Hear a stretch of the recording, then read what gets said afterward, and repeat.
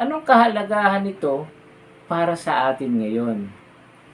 Bilang Mesaya, si Jesus ang ating Savior. Siya yung nagliligtas sa atin, hindi sa makalupang pamamaraan, kundi sa spiritual, siya nagbibigay sa atin ng eternal life. Yun ang pagliligtas na ibinibigay niya.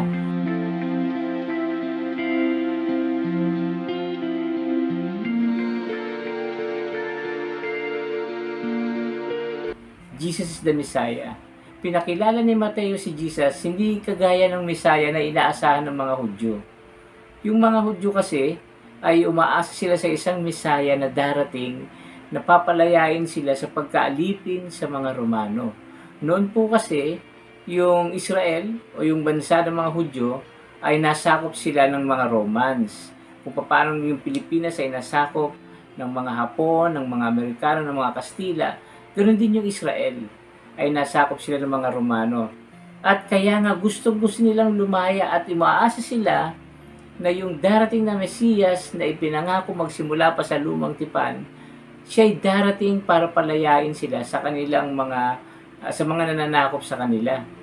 Pero sinasabi ni Matthew na si Jesus, sa buong aklat niya, na si Jesus ay hindi ganong klaseng Mesaya.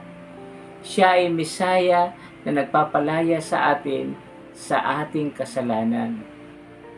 Sabi nga dito sa mag-a-advance tayo ng konti sa Matthew chapter 1 verse 21.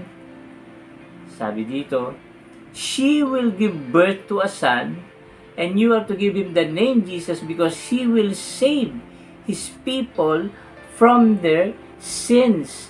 So ganun klaseng Mesaya yung itinuturo ni Mateo. Hindi siya ang magpapalaya sa mga earthly na mananakop sa mga Hudyo, kundi siya ang magpapalaya sa kanilang mga kasalanan.